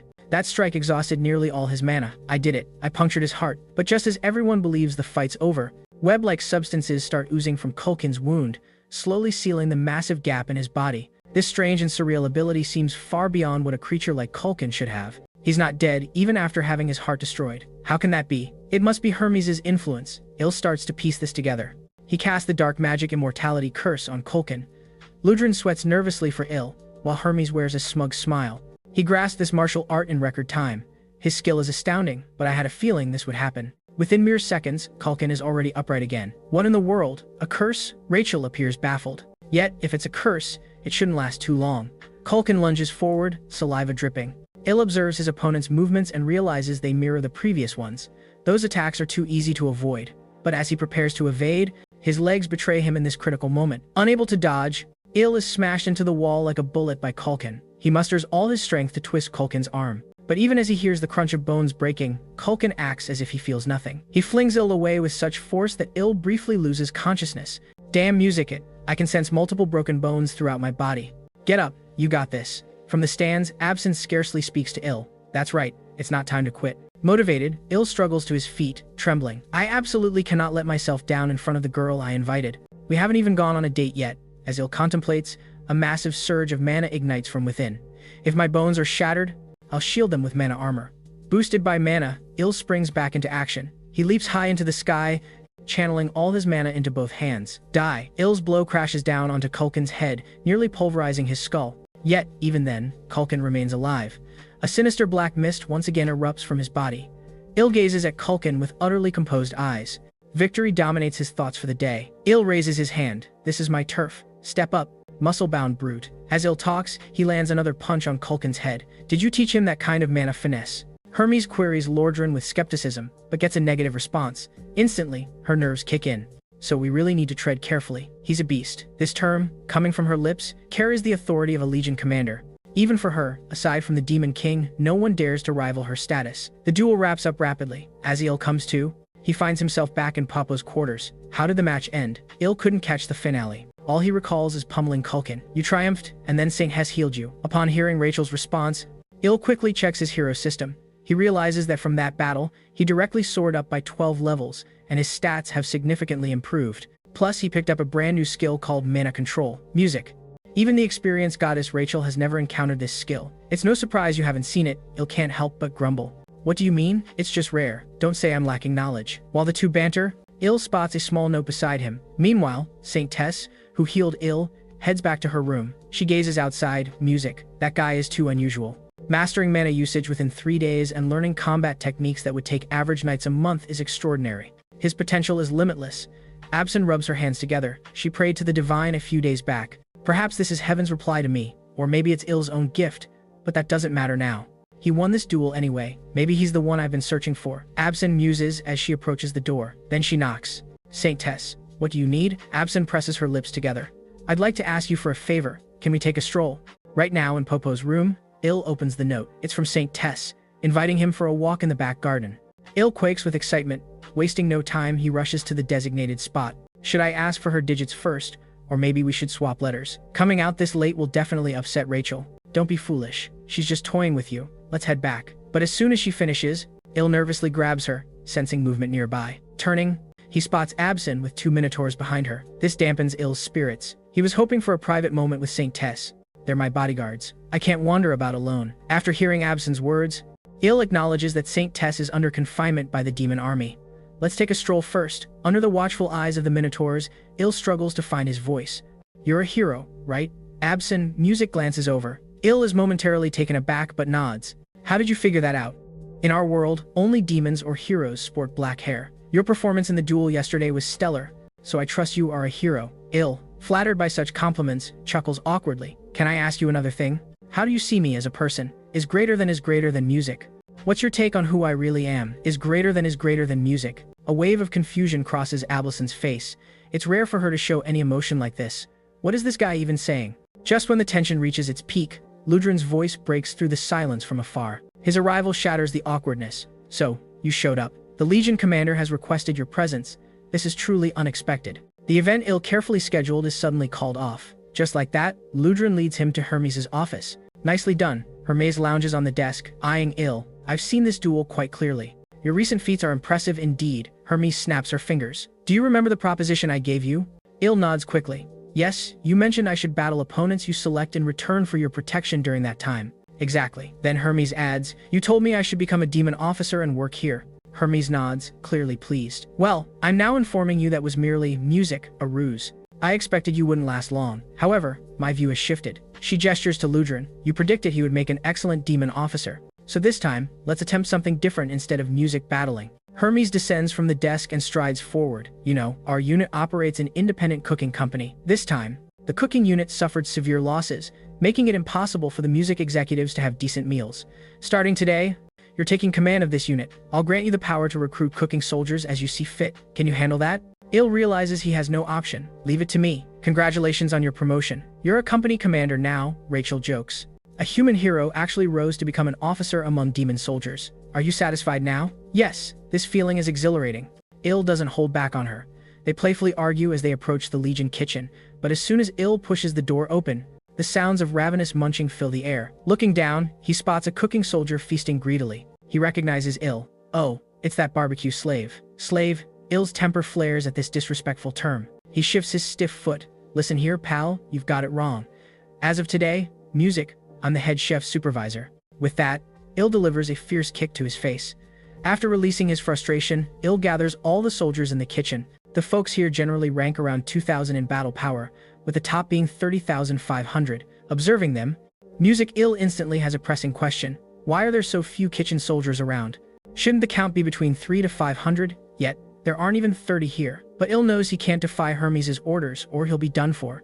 Il puts on a facade of confidence. Does anyone know who I am? A cheeky one raises his hand. He's a tasty human. As soon as the words leave his mouth, Il ferociously kicks him into the wall. That's right, I'm a tasty human, you fool. Il brandishes the appointment letter Hermes handed him. The commander appointed me as the head supervisor of the kitchen unit. From now on, you'll treat me like royalty. Also, can someone explain why the numbers are so low here? A soldier raises his hand. They all went hunting and were killed by magical beasts. Upon hearing this, Il remained surprisingly calm since the strongest chef, Kulkan, had already fallen to the Terra's queen. It's totally expected that these leftover misfits can't tackle wild creatures. Who's the toughest among you now? It's Gurumu. Without a second thought, everyone points to the guy I previously knocked around. His combat strength is off the charts. I'll name him Deputy Kitchen Head. Alright, you're dismissed if there's nothing on your mind. Il sits all alone in the corner. He figures the kitchen requires at least 200 folks. There's just one way to make that happen. The next morning at dawn, Il heads out from the quarters with Papo. He's got a solid plan for gathering soldiers ready, using Papo to scare the opponents into compliance. Music. Either get on board with the kitchen crew or face Papo's wrath. Let's kick things off with that. Il lands a solid kick straight to a soldier's face. With a power level of only 1,931, this one's easy pickings. Hey, little mole, want to join our kitchen crew? What? Mole? The soldier scans around and awkwardly points at himself. Yes, mole, I'm referring to you. Il unleashes another harsh kick. The mole dude drops down, looking wronged. Why? Music. Why? You're hitting me without even letting me respond. You're the first recruit of the day. You understand what that means? Il gestures grandly. It means you'll outrank those who join afterward. You can misuse your power or find someone else to take the heat for you. Take the music heat? The mole guy looks bewildered. With his limited brain power, he can't process that far ahead. Yes, go rally all your buddies. For every 10 that join, I'll slide you one henchman. Il's scheme seems flawless. He might soon muster a division's worth of forces, but he doesn't realize the mole is part of the independent battalion. This revelation swiftly reaches the ears of the battalion commander, the demon Doris. Commander, music, we have an issue. Our battalion is short on troops. Why? Doris gracefully picks up a handkerchief. Did they bolt? Have the soldiers deserted in droves? He can't believe he's treated them so poorly they'd run. They didn't bolt. They've all been drafted as chefs. I see. Doris exhales a sigh of relief. He reclines back in his chair. It's normal to recruit kitchen soldiers. I'll generously overlook this. Just instruct them to be more careful next time. Doris couldn't care less about this issue. No, we have to take this seriously, the soldier exclaims with a choked voice. He's already snatched 200 of our soldiers. Hearing that number, the usually composed Doris immediately loses it. Meanwhile, Il presses on with his recruiting for kitchen staff. We've now surpassed 200 cooks. Should we call it quits on recruitment? The moment he suggests this, he feels something's off. A sideways glance reveals something fearsome. Didn't I order them to only bring one comrade? Why on earth did this dude bring a pig? Something feels off. Il checks his power gauge, completely freezing in shock. We're doomed. I'm measuring. This guy's power level exceeds 50,000. Let's wrap this up quietly and bolt. But Il barely makes 2 steps before Doris calls out, forcing him to turn back with a strained calm smile. Yes, sir. What brings you here? Doris reveals he's the commander of the 3rd Legion's independent battalion, then begins grilling Il. What brings me here? Can't you tell? What's on your mind? He points at the troops. Il just gathered. Why did you swipe half my battalion's soldiers? Il stands frozen. He never anticipated these guys were all from the same battalion. Let me explain, sir. Damn. No wonder this went off so effortlessly. Moments later, Doris ushers Il into the office. So you really didn't do this on purpose? Il quickly nods and starts buttering him up. Absolutely, sir. I picked only the bravest of soldiers, but they just so happen to be from your battalion. At this, music, Doris quietly rejoices. Commander Hermes is fond of this guy, so I'd better keep things cool. With this thought, he immediately puts on a grin. Since this is how you choose them, we'll have to go along with it. Are you sure this is all right? Il is thrilled, but he knows it won't be so easy. Of course, the very next moment, Doris' music chimes in. Yet, I have one stipulation. Just snag one more soldier from our battalion, and we're all set. Il suspects Doris is trying to dump some dead weight on him. What's with the reluctance? Noticing Il's hesitation, Doris's lethal intent begins to seep through. I'm just so elated. Il bolts out of the office without looking back. Just introduce them to me later. Shortly after, Il returns to his office. When the door swings open, a massive figure appears. His name is Azolu, a hybrid of ogre and half-orc. Il looks up and realizes the opponent's power level is off the charts. This guy may look foolish, but his strength is unmatched. I need to utilize music him wisely. The following day, Il assembles the kitchen soldiers again. Allow me to reintroduce myself. I'm Papo's keeper and head chef. Next up, Il lays out his plan to restructure the department. He crafts a roster and instructs them to line up according to their designated roles. Il has found that while these beastmen share similar intelligence, their power levels differ greatly, so he sorts them by strength, assigning the weaker ones to kitchen duties while dispatching the stronger ones for hunting. A few minutes later, they form 2 lines as Il requested. On the right stands the cooking squad. On the left awaits the combat squad. No one's got any issues, right? But as soon as Il finishes, one soldier raises his hand. I object. Music, I want to hunt too. I want fresh meat. The speaker is a noticeably short beastman. Il lets out an awkward chuckle and beckons him over. Come here. The lanky soldier, confused, slowly ambles forward. Then Il kicks him hard, sending him soaring. First, you've got to clear my test. Clearly, you didn't pass. After kicking him, the hero system pings with a notification. Due to outstanding leadership, you've organized the soldiers and stabilized the troops. Hidden attribute charisma increased. Music, commandability level raised. Il's eyes widen. This reward is completely unforeseen. Anyone else got any objections? Il raises his fist. If not, music combat squad, grab your weapons and let's roll out. Time to hunt. Under Il's command, the combat squad reaches the northern forest. But surprisingly, not a single beast is in sight. Could it be that Papo or a Zulu are scaring them all off with their sheer strength? Rachel suggests. Il agrees. But these two are the combat squad's best. Just then, music, Rachel snaps her fingers as if she recalls something. She looks at Il with a mischievous grin. Then, let's utilize them as bait. My god, this girl is a real schemer. Il circles around and picks 5 numbered soldiers as bait. Lucky numbers he snagged back on Earth. With tears welling up, Il instructs a Zulu to launch out the soldiers whose numbers are called. Number 14. Launch intercontinental ballistic missile fire. Using the weaklings as bait should draw the prey right in, don't you think? Il claims he won't forget to have his men start burning those torches pretentiously. This way, the bait soldiers will see the smoke and return. Tossing them around like that? Are you absolutely certain they'll come back in one piece? Rachel's face is fraught with suspicion. Il grins malevolently. At least 1 out of the 6 will make it back, including Azalu. Those witnessing it all think Il has lost his mind. We're basically signing our own death warrants if we go. Yet, just as they contemplate escaping, they turn to find Papo, who received the order, already lurking behind them. Even though he seems troubled, Il is actually composed on the inside. Either follow my orders or get ready to be a meal for Papo. Unsurprisingly, the unfortunate soldiers all opt for the first choice. After all, the chance of dying is still better than certain doom. Indeed, after a while, the bait soldiers return with several creatures in tow. Let the soldiers take care of them. I just need to deliver the finishing blow before Il even finishes his sentence. As Olu bellows and charges forth, he swings his weapon and unleashes a ferocious strike. What kind of strength is this? Il is taken aback. With a single blow, Azalu utterly obliterates the gigantic beast. And Popo does the same, swiftly dispatching them as well. How am I supposed to operate in this chaos? Not only did I miss the final strike, but the meat on the beast is completely wrecked.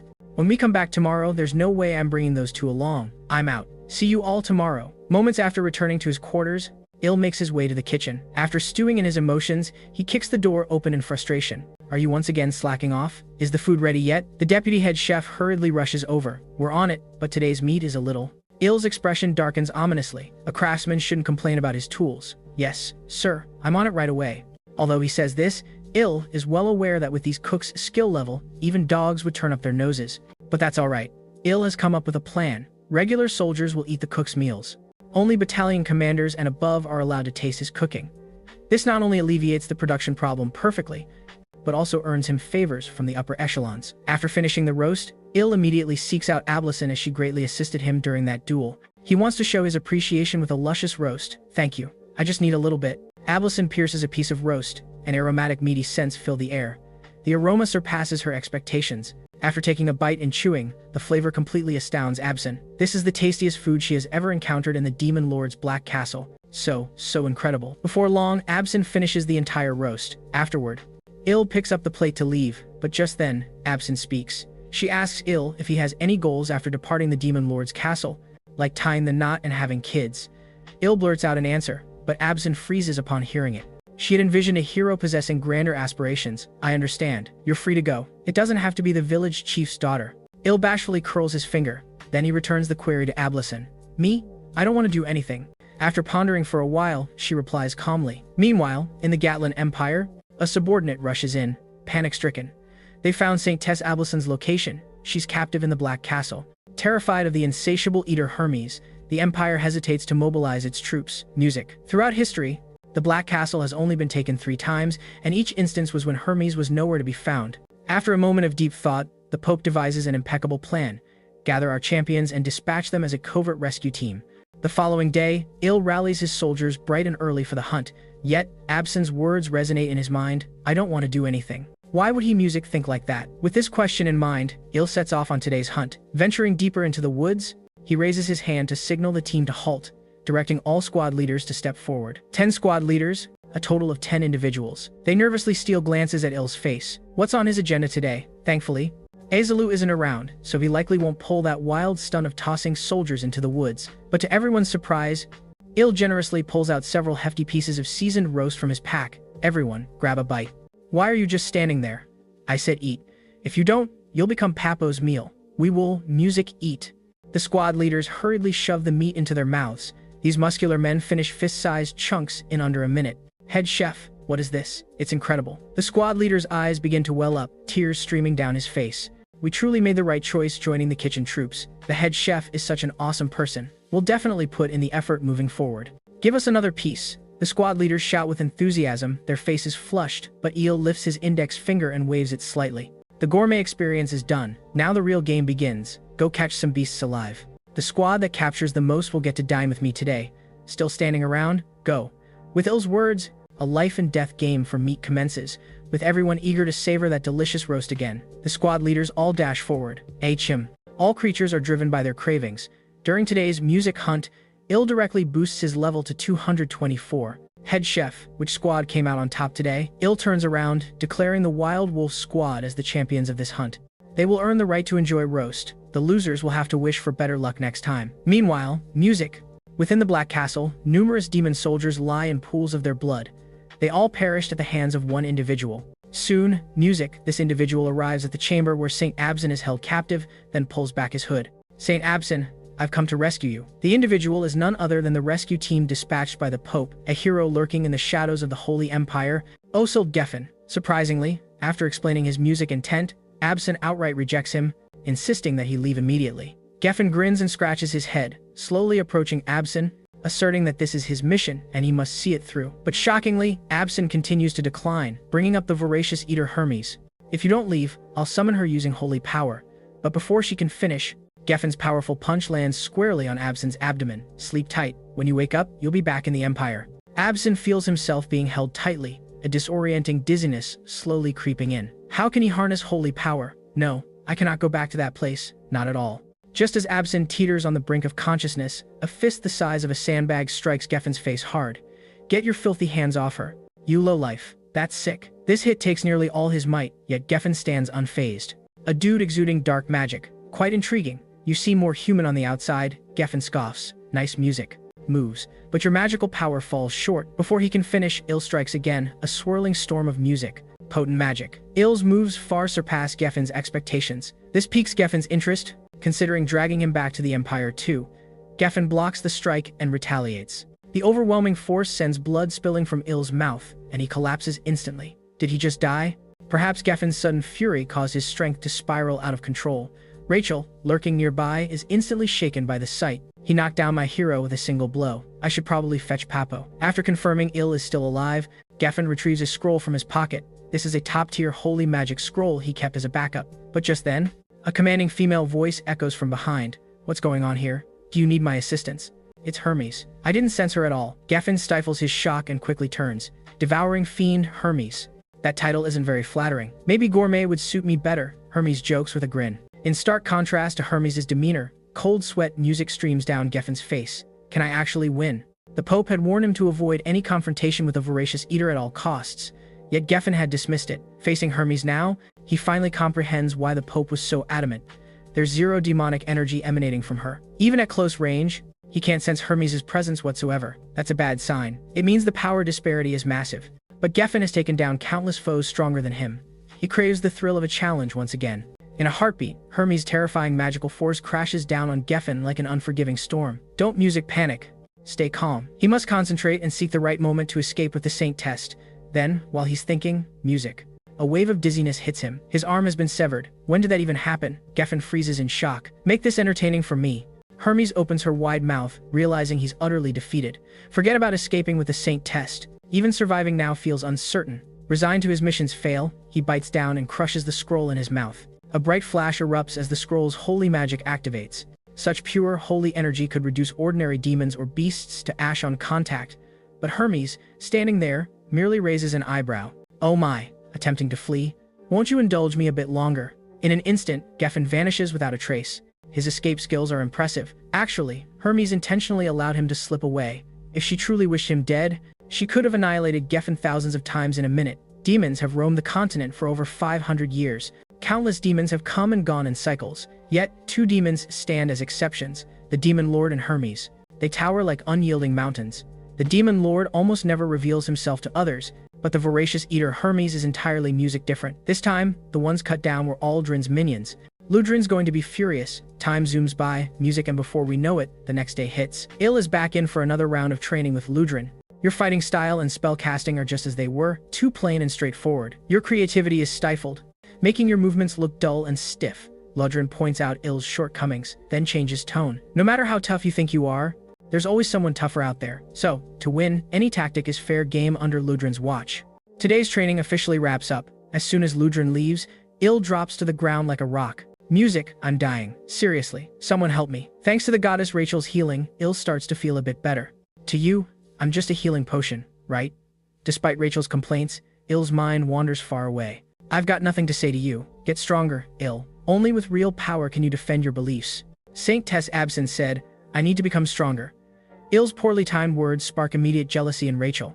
Are you still hung up on that woman? You almost lost your life for her. You've spoken ill of Saint Tess. That's a one-way ticket to divine punishment. While they bicker, Rachel expresses confusion. That blonde assassin obviously wields holy power, so why would he attack a saint on his own team? Il nods, thinking it through. As the next saint, she ought to be incredibly important. Either way, music, we can't keep talking about the saints. Why not? Because you're into her. Il covers his ears. Cut it out. Stop being jealous, even if it goes against his stubborn pride. Several minutes later, Il is in his room, tears streaming down his face.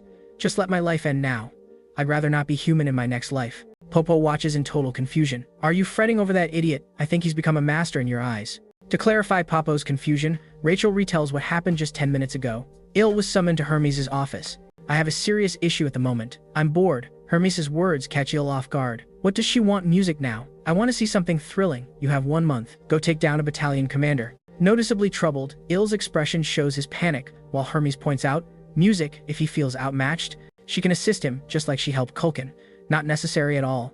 I will fulfill your request flawlessly. After spilling everything to Popo, Rachel adds, say your goodbyes to him, Popo. You won't see him for a while. With that, she swoops in at Il's side. Accept your music fate. With a power level of 9,000, you think you stand a chance against a battalion commander, sprawled out on the table. Generally, battalion commanders have power levels over 40,000. Turning to Popo below, now packing immeasurable power, Il sighs. If only you could fight for me. But apparently, this battle is meant to be a duel. Yes, exactly. Before finishing, Il has a light bulb moment. A duel? No way. Hermes didn't specify this had to be a duel. After triple checking with Rachel, Il confirms that Hermes didn't demand a duel. That means I can use any trick to take the win. Ambush, gang up, or even bring Popo and maybe all three together. Bait him out, then have Popo set up an ambush and swarm him. Should I call you smart or just scared? Lure him out, then have Popo spring a trap and swarm him. Should I call you smart or spineless?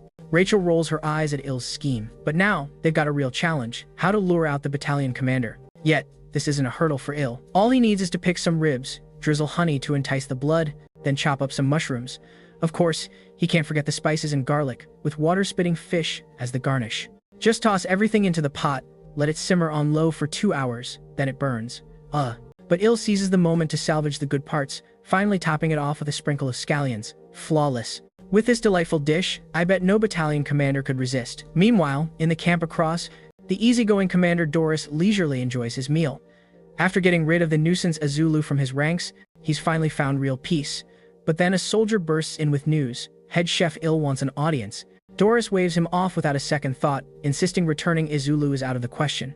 But as the soldier stands firm, he responds that he's here to express gratitude. Il wants to cook for you. At the word cook, Doris's eyes light up. There's been chatter about Il's roast. It's supposed to be unbeatable by even Hermes. So he quickly waves for Il to enter. Moments after the soldier leaves, Il strolls in with a large plate and even has a red rose in his mouth for flair. Lord Doris, long time no see. Doris's cheeks flush, his heart racing like a wild deer. But he quickly gathers himself, sensing something is up. I heard you're here to express gratitude. Yes.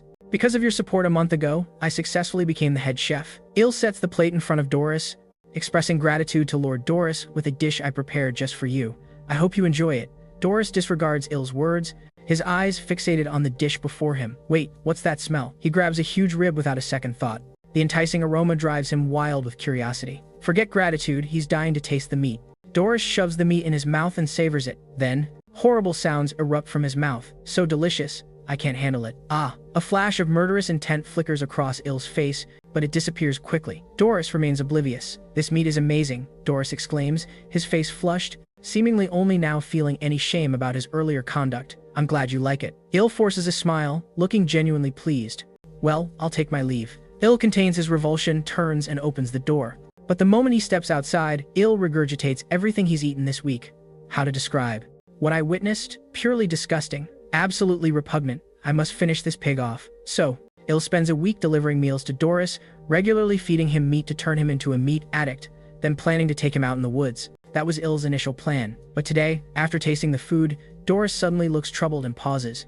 It turns out tomorrow he's facing a positional defense battle. If he loses, he'll be stripped of his position as battalion commander. It's all because I've become like this that people no longer respect me.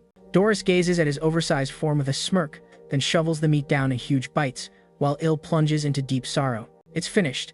If this pig meets his fate in the duel, all my hard work for a week will be for nothing. And honestly, this pig has zero chance of coming out on top in the crucial fight. Should have taken better care of yourself, you foolish pig. Ill wants to seize Doris by the collar and shout, but just then, Doris's voice pierces through. If you music have some time, I hope you'll come to cheer me on. You're my good luck charm. All right, Ill nods and silently prays in his heart. Please let the challenger be even worse than Doris. The following day, Ill, with sunken eyes, wraps up his chores and steps into the dueling arena. Look on the bright music side. Maybe that pig will miraculously transform and turn into Super Pig. But what kind of super pig tips the scales at over 800 pounds? Totally not happening. Ill doesn't even buy his own pep talk. Inside the music arena, it takes Doris a considerable 30 minutes just to ascend the stairs to the platform. But upon spotting Ill in the stands, he feels a surge of purpose. My lucky charm, you've finally arrived. His rival is a heavily muscled demon with the head of a deer. Clearly, Ill's prayers backfired. Soon, at the referee's signal, the duel kicks off. Music. The deer-headed demon strikes first. His speed is off the charts, but he halts abruptly upon colliding with Doris. Surprisingly, Doris, who appears to struggle just moving, possesses enough strength to firmly overpower his foe. Then, he readies himself, suddenly unleashing a forceful blow. The chaotic strike instantly devastates the entire dueling arena. Even Ill, Music, seated far in the stands, nearly gets caught by the backlash of the attack. Ill is convinced this match is finished, with the demon Doris claiming victory. After the duel wraps up, Ill heads back to his quarters. After witnessing Doris's true capabilities, he realizes that Papo alone can never overcome Doris. Thus, Ill changes his strategy. He must locate more formidable creatures lurking deep within the hunting forest to take down Doris together, like the Taurus Queen, for instance. Thanks to the hard work of these culinary soldiers, Ill can now grasp the dynamics of the area. His face beams with pride. Hero, what are you planning to do? That's right, there's a saying, the enemy of my enemy is my ally. On the third day in the back mountain forest, Rachel covers her mouth, about to hurl at any moment. After poring over the Beast Encyclopedia for 3 whole days, her brain is crammed full of knowledge. Before I upchuck, let's hurry up and move. Hero nods, then unfolds a map. The first target is 1 kilometer straight ahead. The culinary soldiers labeled it as a creature known as Simabi Bufi. Rachel quickly adds, in ancient music tongue, it translates to forest worm. There are also 2 other monsters that look similar, Mosby and Estanibia. But we immediately discard those options since Rachel believes these creatures lack strength and won't attack people willingly. How about music that, see how talented this goddess is, call me the beast expert. Ill is taken aback. Ah, yes. You're not only skillful, but also quite wise. That said, these ditzy folks tend to catch on quickly. Shortly after, Ill gathers all the kitchen soldiers. He scans the map deeply, and there's a spot that grabs his attention, marked as music, covered with steel-like scales, boasting a dragon-like figure. But Rachel interjects, explaining there are various dragon types, and these details alone won't narrow it down. Dragon-like form. But Rachel says dragons come in various kinds, and these characteristics alone can't pin down the type. In Ill's perception, dragons are meant to be the ultimate beasts with the most fearsome attack strength. Therefore, he resolves to investigate it personally. Upon reaching the dragon's domain, Ill assigns today's mission to the kitchen soldiers. We are cleaning music this place out. Capture is unnecessary. Hunt and feast on the spot. Ill's command ignites a wave of excitement among the kitchen soldiers like never before. Whoa! The head chef finally regains his focus. We can enjoy fresh meat until we're stuffed. Meat. I crave meat. Soon enough, they begin to take down a multitude of beasts right here. In stark contrast to the kitchen soldier's thrill, Il feels an unsettling restlessness. Why hasn't the beast lord made an appearance yet? Logically, with so many small creatures taken down, the big one should have shown up by now, right? To avoid wasting a whole day, Il decides to escalate the situation, commanding the kitchen soldiers to light fires and cook all these beasts right then and there. Sure enough, just after the barbecue ignites, the ground starts shaking violently. At that moment, Il's eyes sparkle with anticipation. Is it approaching? Although he doesn't know what it is, he feels a colossal force drawing near. Soon, a beast crashes through the foliage into view. Its eyes blaze blood red, towering at a terrifying height of 5 meters, with a dragon-like head and its entire body cloaked in black scales. Il promptly activates his power gauge. Power level, unmeasurable. Unmeasurable. Excellent. This power level is up to standard. Rachel informs him this beast is known as Nadri, boasting combat strength akin to that of a battalion commander. A massive dragon has emerged. The cooking soldiers panic and scatter, but Il smirks defiantly. We can take down Doris. Everyone, follow my lead. With those words, Il takes off at full speed. Meanwhile, Lordran finds himself being summoned to Hermes' office. What has Il been up to lately? Lordran responds that he's carrying out his usual duties as head chef. Hermes observes this is peculiar. Lately, Il has been acting too calmly. Don't tell me, Lord, you've taught him some unbelievable technique again? No, we're just engaging in our standard training. Hermes then inquires about Il's chances against a battalion commander, to which Lordran replies, none.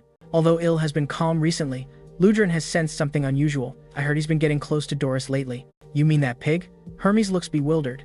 He believes he can defeat a battalion commander, yet he's getting so chummy with one. What on earth is music, he thinking? How intriguing. Let's sit back and watch. In the ensuing days, Il relentlessly prepares delectable meals for Doris. This is incredibly tasty. Thank you for the barbecue today. 2. After wolfing down 50 plates of barbecue, Doris releases a small burp. At that precise moment, Il feigns a heavy sigh. This odd behavior catches Doris's attention. What's the matter? Did something occur? Il's eyes shimmer with tears. It's music, nothing. Just a matter concerning our kitchen department. This may be the last time I'm able to bring you a meal. The gravity of the situation makes Doris leap to his feet. What? Tell me what's happened. Il, with a somber expression, waves his hands. Commander Hermes expressed a desire to try special beast meat, but this beast is far too powerful. Even after several days of fighting, we still couldn't capture it. Doris is stunned by this revelation. He struggles to comprehend what beast could be so formidable. A marble-patterned beast? What's that? I've never heard of it, but honestly, it's totally understandable that Doris hasn't heard of it since I just pulled it out of thin air. This is serious. Life and death are on the line. I wouldn't fib about something like this. Seeing Il's situation, Doris steps up, ready to lend him 200 soldiers without hesitation. However, Il turns down the offer. He thinks those soldiers won't cut it. No matter how many show up, they'd just be throwing their lives away. But if our esteemed Lord Doris were to join in, this whole ordeal might just get sorted out. And if you do this, I'll ensure Commander Hermes knows all about Lord Doris's help. Just the thought of success and the commander admiring him sends a thrill through Doris. Can it really go down like that? Noticing Doris hesitate, Il quickly promises to inform the commander, which finally sways him to say yes. Okay then, I'll back you up. After all, we're music pals. Seriously, you said yes? A grateful smile lights up Il's usually stooped face. Thank you, my lord. Rising at the break of dawn the next day, Il leads a massive force into the forest. Today is the day to fight, dubbed the Pig Hunt Operation. For this, he brings along his fiercest comrades from the cooking brigade, Po and Azolu. Even though Hermes' deadline isn't approaching yet, they decide to make their move early. Il heads toward Doris's troops, and soon both sides converge, moving forward into the woods together. Doris shows up not just with himself, but brings his entire battalion, taking this situation seriously. Yet, this isn't ideal for Il. This is too many, over 500 soldiers. Naturally, Nidrake, you're no chicken either, right? Il can only motivate himself this way. After pushing deeper into the forest for who knows how long, the ground suddenly starts shaking violently. Il gulps anxiously. That's it. It's on its way. Great. Music. Time to flex some muscles. Doris stretches, leaping down from the carriage. At that moment, Nidri barrels through the trees, revealing itself. Its roar resonates throughout the land. Nidri's music, unusual cry causes Doris to frown. So, this is the creature they call the marble-patterned beast? But it feels like I've seen it somewhere before. Doris appears to be deep in thought. He must have run into Nidri at some point before. Il quickly cuts in. Don't all beasts kind of look alike? Haha, I guess so. Thankfully, Doris is easily persuaded by Il. Then I'll take care of this beast. You must tell the commander about my contribution. With that, Doris rushes in solo. Of course, I'll personally give a detailed report to the commander. Il's lips twist into a slight smile. Soon, Doris and Nidri clash. And every time they collide, explosive booms resound. The earth fractures and stones crumble. My lord hero, when do we strike? At this pace, that pig will really take down Nidri. Rachel whispers from within Il's embrace, but Il's eyes widen in shock. He never imagined Doris would make such a call, sacrificing the soldiers of the battalion to absorb Nidri's attacks while remaining mostly unharmed. But just as the battle hits its climax, a soldier suddenly rushes in, panic-stricken, shouting that another beast is music attacking. This completely throws Il's strategy into chaos. Isn't this Nidri's domain? According to nature's law, beasts typically avoid encroaching on one another's territory. Suddenly, the earth splits apart and a colossal worm-like creature erupts from the ground. Music, that's Simabui. Rachel instantly identifies the creature and yells, "Why has that monster appeared out of nowhere?" Il is furious. Nevertheless, the creature that emerges isn't the final surprise. Beasts from various regions of the forest start to emerge one after another. This is far beyond their strategy. Realizing he's overpowered, Doris promptly commands the soldiers to retreat. Meanwhile, Rachel's anxiety intensifies. "My lord hero, what is our next move? We can't allow Doris to escape. Il knows us all too well. If Doris exits, it will definitely be him who pays the price." He takes a few deep breaths, trying to calm his emotions, and then slowly utters a few words. Lodran combat technique, first form. What's going on right now? Doris appears utterly baffled, but within the blink of an eye, Il's powerful fist smashes into Doris's stomach. "Cancel that command. We absolutely cannot back down." Il suddenly raises his voice. "Everyone, listen up. Fight with all your strength. We have no option to retreat. Only those who survive will join the victory celebration." His thunderous voice cuts through the chaos of the forest. Meanwhile, Doris, struck, becomes pensive. When do demons experience their greatest rage? When they're bruised and battered? No. Or when they lose in a battle of commands? That's still incorrect. It's when they're betrayed by these bug-like humans. He was kind to him, yet he dares to turn against him. Doris's fury reaches a boiling point, and he desperately wants to charge at Il and tear him apart. Il. A crimson light ignites in Doris's eyes as his singular thought solidifies. Destroy Il. Music. Doris resolves himself and unleashes his ultimate concealed technique, Demon Bloodline, second stage Bloom. This is a skill that sacrifices one's life energy for explosive strength. Il is utterly astonished, and even Rachel urges him to run away without delay.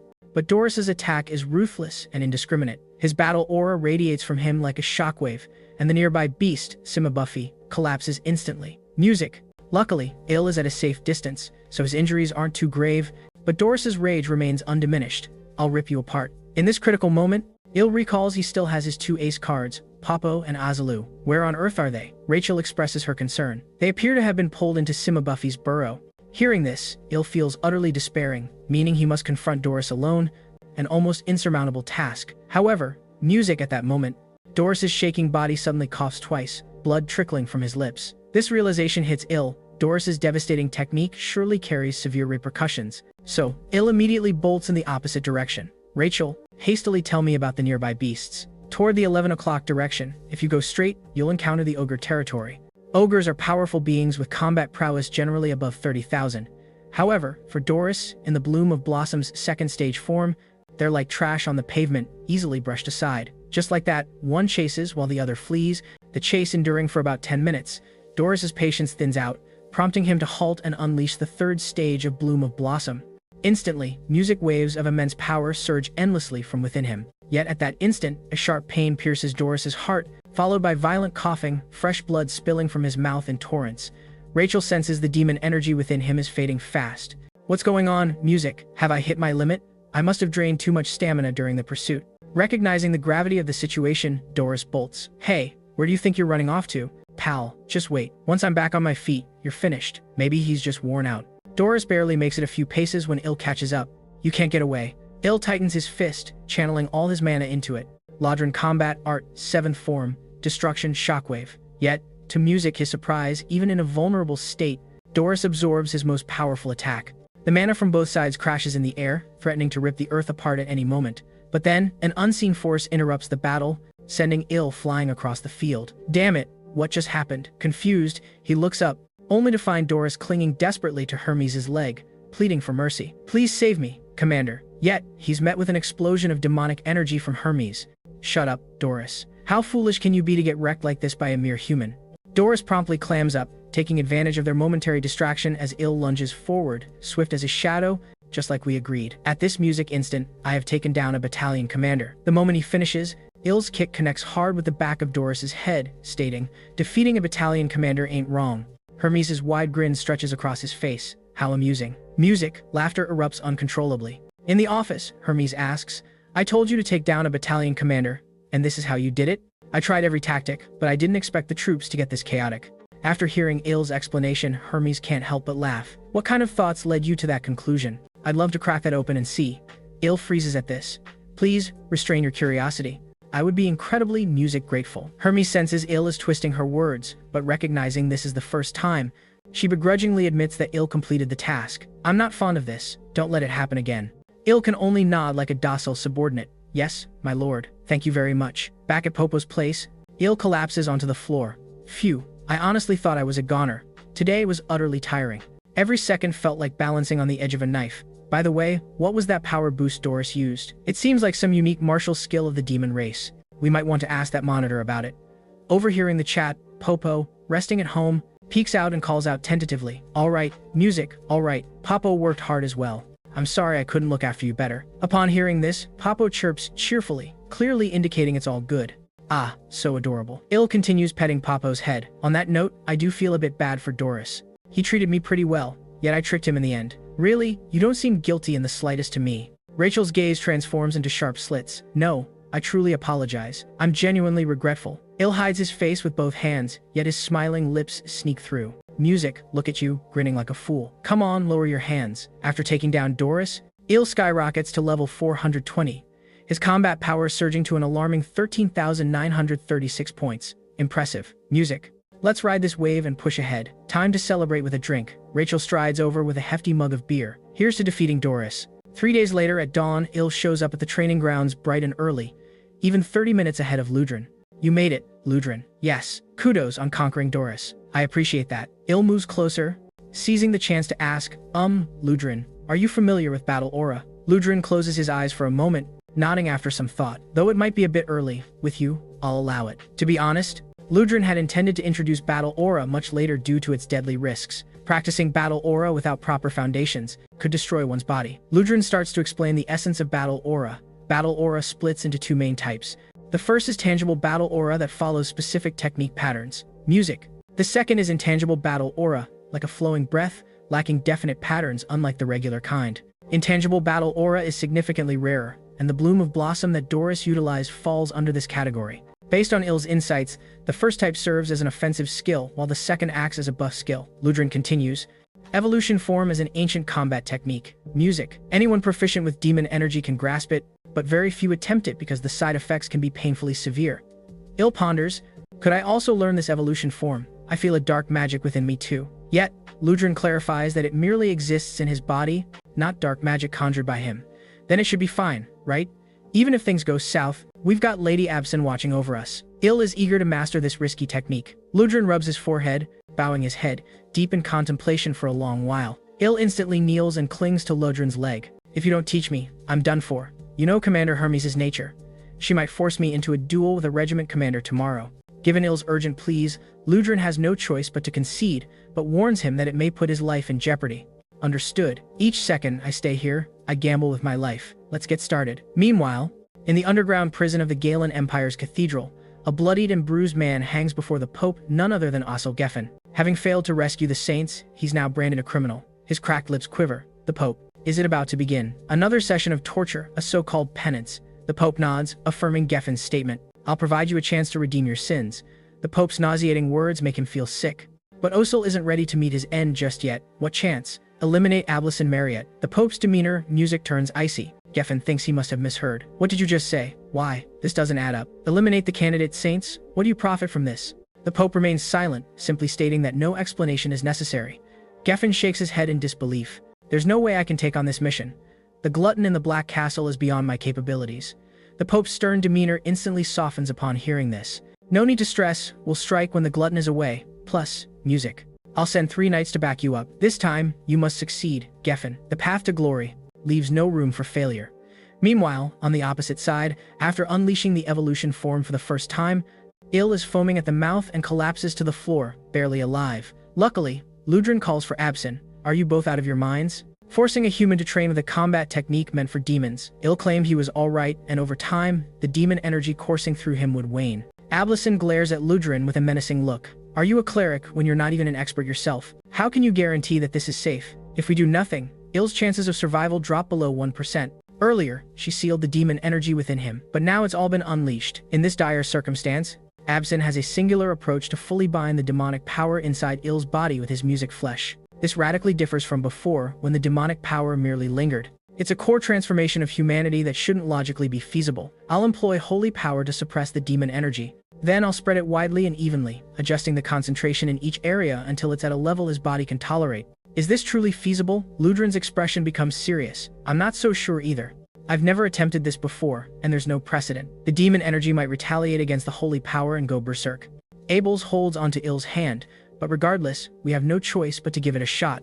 As her words fade, a brilliant golden light instantly brightens the area, and holy power emanating from Ablison's body begins to pour into Ill. 3 days later, Ill grunts and opens his eyes. What happened to me? Before he can rise, Poe and Rachel rush to him. You're awake. You finally came to. Our hero is back. Rachel gazes intently at Ill. My lord hero.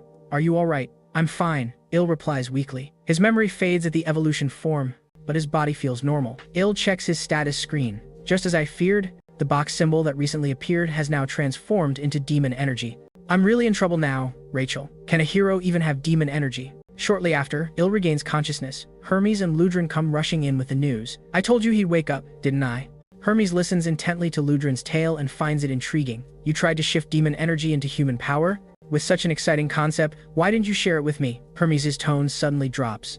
It appears there's a reason they call her Saint Tess, to keep you alive in such a scenario. How about I lend you a hand? In an instant, Hermes' lips curl into a smile as she steps forward, unleashing her magical power. Just as Ill tries to pull away, torrents of magical power surge into him. In agonizing pain, his consciousness slowly slips away. Don't worry, Ludren, he'll be just fine. Just let him sleep it off. You should feel honored. With that unexplainable remark, Ill's mind just shuts down completely. The demon lord has summoned me.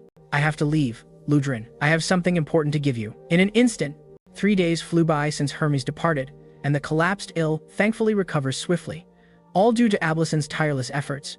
Throughout these days, she has been taking exceptional care of you. Thank you, Lady Absin. No need for thanks. Your sheer willpower helped you pull through. Absin suddenly states quietly, you're my only hope. This leaves Ill perplexed, but Absin won't elaborate. Today's treatment is done. I must go, Lady Absin. Why does she keep dropping these odd comments? Just how much is she concealing from me? After Absin departs, Ill quickly seeks out Ludren, requesting to resume training. Are you sure that's wise? Ludren gazes at Ill with concern. Lady Absin also mentioned, as long as I don't use magic, it's all good. Hearing Ill's words, Ludren's mind drifts far away. It's been 3 days since Commander Hermes left. This annual meeting at the Demon Lord's castle typically happens, yet something feels off this year. Ludren. Only after Ill keeps calling does he snap back to reality. You've been really busy lately, haven't you? Managing all the duties of the Legion Commander. Is there anything I can assist you with? Ludren shakes his head. It's fine. The commander will return soon anyway, so there's no need to fret about me. Focus on taking care of yourself. Feeling the warmth of those words, Ill bows deeply. Yes, sir, I understand. Observing his cheerful expression, Ludren has another thought. Ill has indeed become stronger, even if he doesn't seem to recognize it yet. Is this transformation due to his body adapting to demon energy? Maybe Ill's physique is strengthening as it adjusts to this demonic force. Just as he ponders the cause of this development, Ludren's face suddenly goes blank. This is holy power. Within the Demon Army 3rd Legion headquarters, Black Giant Star, Ludren distinctly feels the presence of holy power. Although candidate Saint Absin is indeed stationed here, what he detects now is certainly not Absin's influence. Someone is concealing holy power. There are 4 hidden holy energies lurking. If Ludren weren't exceptionally attuned to holy power, he likely wouldn't even spot the irregularity. Looks like trouble is brewing. Ludren's sudden declaration stuns Ill. What trouble? No time to explain. Stay put, leaving Ill, standing there bewildered. Ludren rushes off in a certain direction, possibly to keep their movements secret. The invaders are advancing cautiously. Their infiltration is going rather smoothly. Is it because the glutton isn't around? Geffen. Unlike the knight's relaxed demeanor, Geffen is quite bold this time. Keep your voices down. The glutton may not be present, but another beast lurks in this castle known as the Red Nightmare. Just as he finishes speaking, the arriving Ludren successfully intercepts them. The intruders are 4 humans clad in black hoods, clearly stunned upon seeing Ludren appear so suddenly. He's the Red Nightmare. This guy's demonic energy is off the charts. Everyone, tread extremely carefully. The leader Geffen instantly issues combat commands to the squad. Lucas, Nell, go locate Saint Absin. Orca, together, you and I will confront the Crimson Nightmare. Staring into those eyes, Music Ludin can't help but grimace. That dude is definitely division commander level. Old Geffen, lost in madness, his magic power radiates that of a division commander. Their likely mission is to rescue Absin. With such a critical task, they surely brought their top-tier fighters. The remaining trio are at least company commander level. Honestly, dealing with Asuljan alone is quite the challenge. But thankfully at this moment, Il's voice cuts through from behind. Ludrin, this seems serious. So I rushed over too.